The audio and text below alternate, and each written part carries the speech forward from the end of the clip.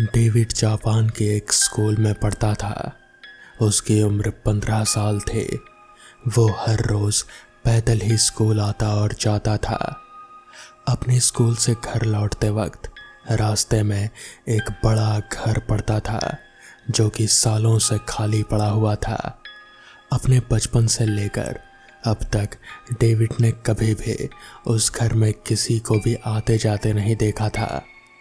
एक दिन हुआ ये कि डेविड हमेशा की तरह वापस अपने घर जा रहा था कि तभी उसकी नज़र उस घर पर पड़ी।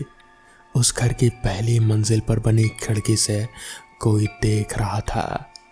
ये बात डेविड को चौंकाने वाली लगी क्योंकि वो घर सालों से खाली पड़ा हुआ था। उसने ध्यान से देखा तो लगभग उसी की उम्र की एक खूबसूरत लड़की उस खिड़की से उसे देख रहे थे।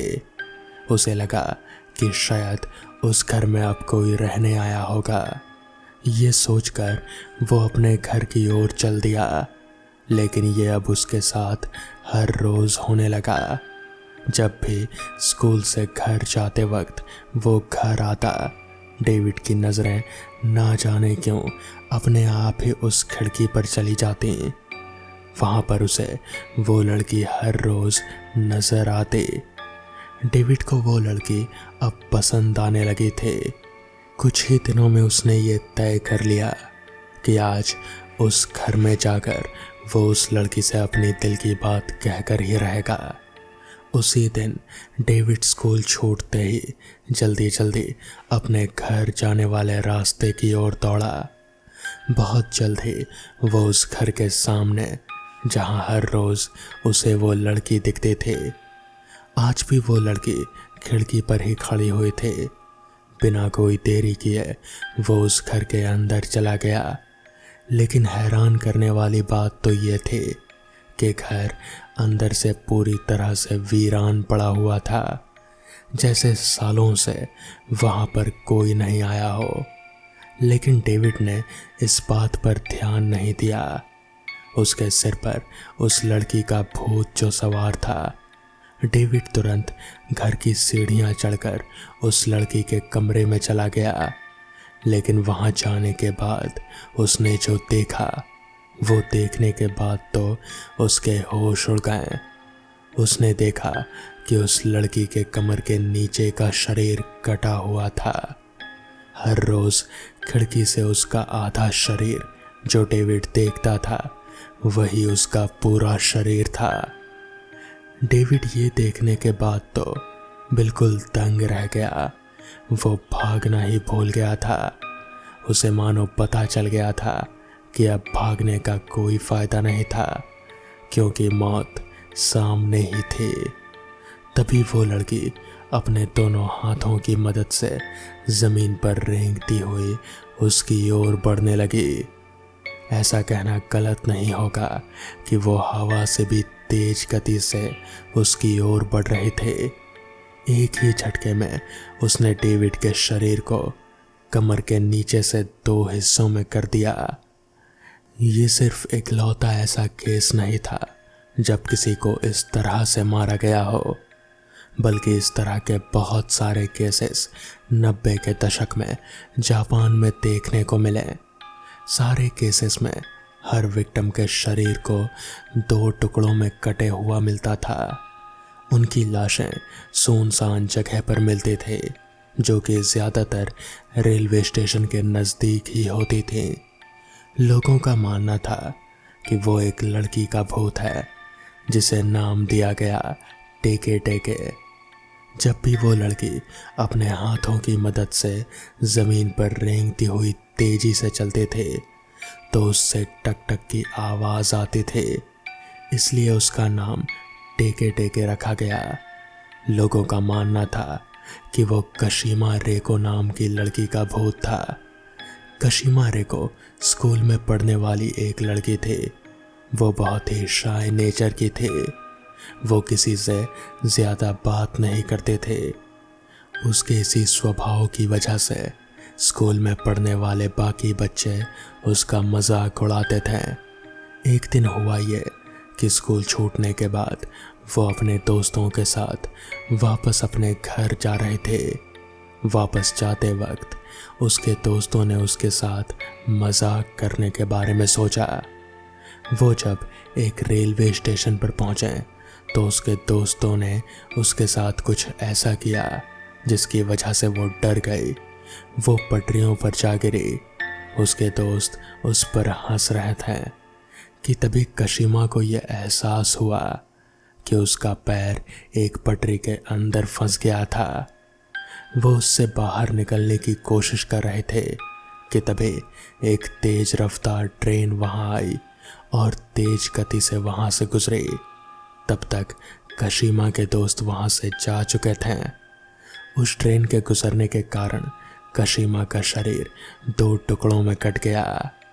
उसके कमर के नीचे का हिस्सा उसके ऊपरी हिस्से से अलग हो चुका था। हालांकि इसके बावजूद भी वो जिंदा थे। वो दर्द में चिल्ला रहे थे, मदद के लिए आवाज दे रहे थे, पर उसकी मदद करने के लिए वहां पर कोई नहीं था। कुछ ही समय बाद उसने दम तोड़ दिया। फिर वो टेके टेके के नाम के अर्बन लेजेंड के नाम से मशहूर हो गए। लोगों का मानना था कि टेके टेके की आत्मा ज्यादातर रात के समय रेलवे स्टेशंस के आसपास घूमती फिरती है और जो भी अकेला मिले उसे मार डालती है। कुछ लोगों का तो ये भी मानना है कि मरने से पहले वो मारने वाले से पूछती है कि उसके पैर कहाँ हैं और फिर उसके भी अपनी ही तरह 2 टुकड़े कर देती है। तो दोस्तों, ये थी आज की पहली कहानी। तो चलिए बढ़ते हैं आज की दूसरी कहानी की ओर। यार, ये सड़क में गड्ढे हैं या गड्ढों में सड़क? दीपक ने कार को संभालते हुए कहा। तो इस पर शेखर ने हंसते हुए कहा, सरकार आप ही की देन है। दीपक ने गुस्से में फिर से सिगरेट का एक कश लगाकर कार का स्टीयरिंग संभालते हुए कहा, मेरा ही क्या, आपने भी तो अपना हिस्सा खाया था। अरे यार, इसमें नाराज होने वाली कौन सी बात है? हमें कौन सा इस सड़क से रोजाना आना जाना करना है? तभी शेखर बोला, अरे रुको, सामने देखो। क्या चीज है यार, बिल्कुल रसमलाई लगती है। कार के हेडलाइट्स में उन्हें एक औरत बच्चे को गोद में लिए हुई नजर आई। दीपक ने मुस्कुराते हुए कहा, आज फिर मुंह मीठा करने का इरादा है क्या? तो इस पर शेखर ने कहा, अरे यार गाड़ी तो रोक पहले। उस औरत के सामने ही कार रुकती है। हाँ बोलो, क्या काम है? तो इस पर उस औरत ने कहा, साहब बच्चा बीमार है, थोड़ा आगे शहर तक छोड़ दो, बड़ी दया होगी आपकी। हाँ हाँ, क्यों नहीं, पीछे बैठ जाओ। मेहरबानी साहब, कहते हुए वो औरत कार के पीछे बैठ जाती है। उसके गाड़ी में सवार होने पर दीपक कार को आगे बढ़ाता है। कुछ पल बाद शेखर पूछते हुए बोलता है, इतनी रात को अकेले कहाँ जा रही हो? मर्द कहाँ है तुम्हारा? तो इस पर उस औरत ने कहा, साहब 6 महीने से बाहर गया है कमाने, घर में और कोई नहीं है। ये सुनकर दीपक कार रोकता है और फिर दोनों कार से उतरते हैं। क्या हुआ साहब, आपने गाड़ी क्यों रोक दी? देर हो रही है, थोड़ा जल्दी कीजिए, मेरा बच्चा बहुत बीमार है। तो दीपक बोलता है, अरे रुको तो जरा। दोनों कार के दोनों तरफ से पिछले हिस्से की ओर बढ़ते हैं। कार के दोनों दरवाजे के पास पहुंचने पर दोनों की नज़र आपस में मिलती है तो दोनों एक दूसरे की आंखों में हैवानियत साफ देख रहे थे और साथ ही उस औरत की घबराई हुई आवाज़ दोनों के कानों में पड़ती है, अरे साहब आप क्या कर रहे हैं? आप लोग पीछे क्यों आ रहे हो? जैसे ही वो दोनों मुस्कुराते हुए एक साथ कार का दरवाज़ा खोलते हैं और कार के अंदर देखते हैं तो अंदर कोई नज़र नहीं आता। उस औरत के इस तरह गायब हो जाने पर दोनों के पसीने छूट जाते हैं। दोनों वापस कार से बाहर अपना सिर निकालकर एक दूसरे को देखते हैं। शेखर को दीपक के पीछे फिर से वही औरत नजर आती है। अब उसके बाल बिखरे हुए थे, आंखें स्याह सफेद, और वो भयानक हंसी हंस रहे थे। उसके हंसने की आवाज सुनकर दोनों के हाथ पैर कांपने लग जाते हैं। उस औरत का डरावना चेहरा देखकर शेखर भागने के लिए जैसे ही पीछे पलटकर घूमता है, उसे अपने सामने सड़क पर उस औरत का वही बच्चा नजर आता है जो अब खून से सना हुआ था, और उसके चेहरे पर एक कुटिल मुस्कुराहट तैर रहे थे। अगले ही पल उन दोनों की एक लंबी चीख उस टूटी फूटी सड़क पर सुनाई देती है। तो दोस्तों, ये थी आज की दूसरी कहानी। तो चलिए बढ़ते हैं आज की आखिरी कहानी की ओर। चाचा जल्दी सामान समेटिए, शाम होने वाली है, कहता हुआ मैं अपने जूते पॉलिश करने का सामान जल्दी जल्दी अपने बक्से में रखने लगा। उधर रमजान चाचा भी फुटपाथ पर बिछाकर बेचने के लिए रखे अपने कपड़ों को समेटना शुरू कर दिया। मैंने जैसे ही अपना बक्सा उठाया, एक ग्राहक आकर खड़ा हो गया मेरे सामने और बोला, जूते में पॉलिश करोगे क्या? नहीं साहब, अब दुकान हमने बंद कर दिया है। हमारे लिए वो बक्सा ही तो हमारी दुकान थी। अरे भाई, पैसे पहले ले लो। नहीं साहब, अब दुकान नहीं खुलेगी, आप कहीं और से करवा लीजिए। अरे यार, डबल पैसे ले लो ना, मुझे जल्दी है इसलिए कह रहा हूँ। कहते हुए उस आदमी ने अपने जूते उतारने शुरू कर दिए। साहब, मैं नहीं कर सकता अभी। अरे लखन बेटा, अब ये साहब इतनी जिद कर रहे हैं तो कर देना। रमजान चाचा ने मुझे समझाया। ठीक है चाचा, आप बोल रहे हैं तो कर देता हूँ। जल्दी जल्दी मैंने उस आदमी के जूते पॉलिश किए और फिर से अपना सामान समेटने लगा। मैंने गौर किया कि उस व्यक्ति को कुछ ज्यादा ही जल्दबाजी थी। उसने मुझे 100 रुपए का नोट थमाया और एक सिगरेट सुलगा ली। साहब, इतने रुपए के छुट्टे नहीं है मेरे पास, आज ज्यादा काम नहीं किया ना। कहता हुआ मैं खड़ा हो गया। बाकी तुम रख लो, कहता हुआ वो एक और चला गया। मैंने गौर किया कि उस शख्स ने काले रंग का कोट पहना हुआ था, एक बड़ी टोपी पहने हुए था वो। मैंने चलते हुए रमजान चाचा से भी बोला, चाचा, यह आपको कोई संदिग्ध आदमी नहीं लगता? किस बात पर?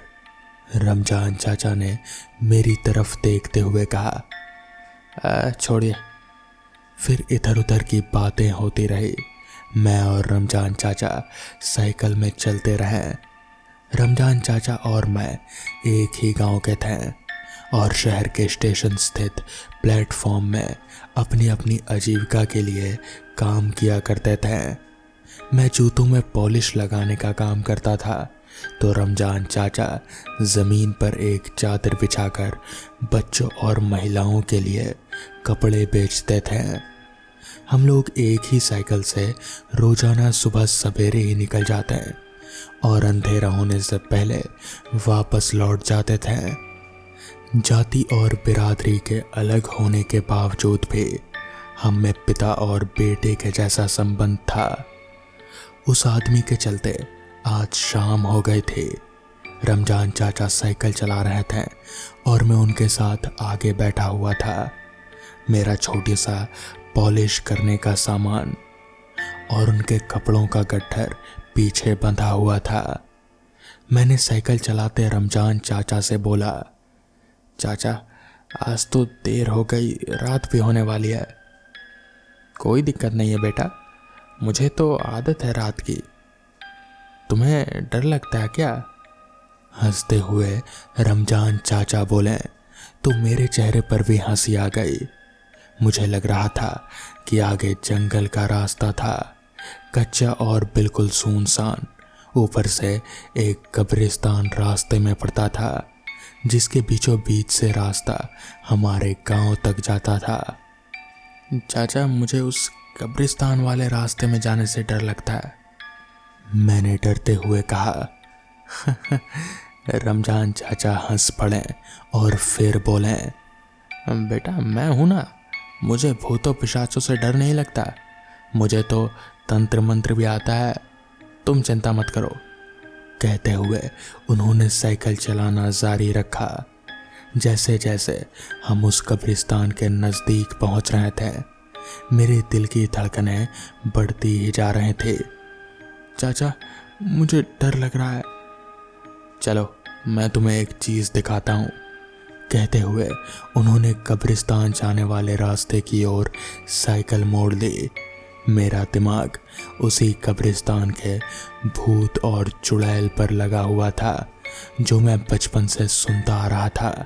सुना था कि रोज एक भूत और एक चुड़ैल में झगड़ा होता है कब्रिस्तान में, जो पिछले 10 से भी ज़्यादा सालों से होता आ रहा था।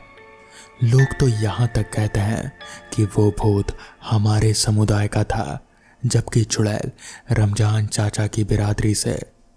मुझे पहली बार एहसास हुआ कि भूतों के भी बिरादरी होते हैं। कहते हैं कि दोनों ने दूसरे धर्म में बंधन तोड़ने के बाद शादी कर लिया था, जिसकी सजा स्वरूप उन्हें भरी सभा में मौत की सजा दी गई और उसी कब्रिस्तान में उन्हें दफन कर दिया गया। तब से ये दोनों एक दूसरे से मिलने को तड़पते थे और रात होते ही कब्र से बाहर निकलने को चिल्लाने लगते थे। इसे ही लोग लड़ना समझते थे। चाचा, आपने उस भूत और चुड़ैल की कहानी तो सुनी ही होगी, मैंने डरते हुए पूछा। हाँ सुना तो है, पर तुम्हें कितनी सच लगती हैं ये बातें? उन्होंने मुझसे ही सवाल किया। मुझे तो सच्ची ही लगती है। हो सकता है कि किसी बात पर मतभेद हो और वो दोनों लड़ते हों इसी बात को लेकर, रात में शायद बाहर भी निकलते हों। वो फिर से एक बार मेरी बातों पर हंस पड़े। वही तो आज दिखाना चाहता हूँ कि कब्रिस्तान में रात को कौन लड़ता है और किसके रोने की आवाज़ें आती है। धीरे धीरे हम कब्रिस्तान के नज़दीक आ रहे थे, तभी साइकिल का पहिया एक पत्थर पर पड़ा और हमारा संतुलन बिगड़ गया। मैंने साइकिल की हैंडल ज़ोर से पकड़ ली, जिस वजह से साइकिल एक ही दिशा में तेजी से भागने लगी। मैं ज़ोर ज़ोर से चिल्लाने लगा। मुझे चिल्लाता देख रमजान चाचा का संतुलन बिगड़ा और हम लोग अंधेरे में एक और गिर पड़े। मैंने कसकर रमजान चाचा का हाथ पकड़ रखा था। अंधेरे में हमें कुछ भी सूझ नहीं रहा था। लुढ़कते लुढ़कते हम लोग एक बड़े से पत्थर से जा टकरा कर रुक गए। मैंने टटोला तो वो एक बड़ा सा पत्थर था। रमजान चाचा ने अपनी जेब से माचिस निकाली और जलाने की कोशिश की। काफ़ी देर की मेहनत के बाद एक तीली जली तो मेरी चीख निकल गई। हम कब्रिस्तान के बीच में थे और वो पत्थर किसी कब्र की थी। मैंने रोते हुए कहा, चाचा, हम कब्रिस्तान में भूत हमें मार डालेंगे। चुप रहो तुम, मैं तुम्हें दिखाता हूँ कि कब्रिस्तान का क्या रहस्य है, क्या है जो आज तक लोगों को डराती आई है। मेरे साथ आओ। कहते हुए उन्होंने एक तरफ बढ़ना शुरू किया। मैं उनके कुर्ते को पीछे से पकड़ रखा था, उनके पीछे पीछे डरता डरता चला जा रहा था। तभी एक ठोकर लगी और हम दोनों ही किसी कटीले तार में उलझ गए। हमारे शरीर के कई जगह से खून बहने लगा, मगर हमें अपनी जान बचाने के साथ साथ आज उस कब्रिस्तान के रहस्य का भी पता लगाना था, जो सदियों से एक रहस्य बना हुआ था। हम धीरे धीरे कब्रिस्तान के एक कोने की ओर बढ़ रहे थे। अचानक ही चाचा ने माचिस जलाई तो मैं चीख उठा। सामने कोई खड़ा था, लाल लाल आंखें, काले कपड़े पहने हुआ था, फटा हुआ कंबल ओढ़ रखा था उसने। जोर से चिल्लाया वो।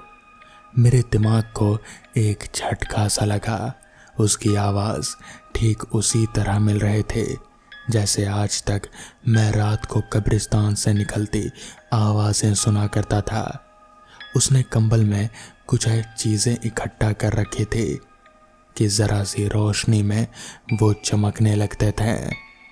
इसे ही लोग रात में कब्रिस्तान में जलता और बुझता हुआ चिराग कहते आए थे। वो हमें कोई बहरूपिया लगा जो किसी खास मकसद से रात में उस कब्रिस्तान में आता था। कौन हो तुम? यहाँ क्या कर रहे हो? मैंने डरते डरते पूछा। जवाब में उसने अपना चेहरा मेरी ओर घुमाया और मुंह खोलकर जोर से हंसा। उसके सड़ चुके दांतों से एक भयानक दुर्गंध निकली जो मेरे दिमाग में घुसती हुई प्रतीत हुई। आंखें एकदम से लाल, चेहरा धंसा हुआ, आंखों के किनारों पर काजल चिपौता हुआ। बहुत ही डरावना चेहरा था उस आदमी का। क्यों रामलाल काका?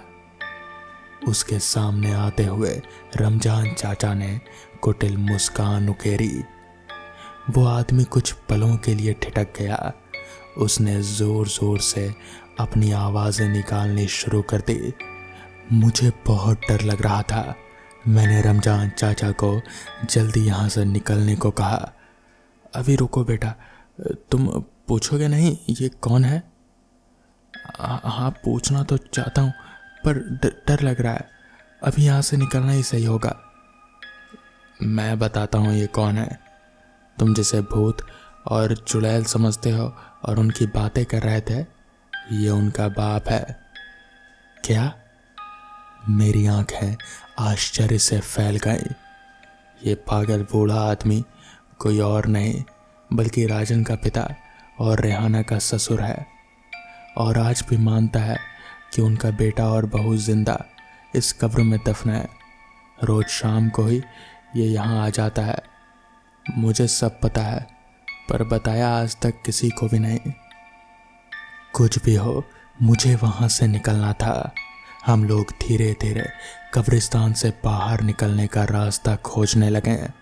अंधेरे में कुछ दिख नहीं रहा था।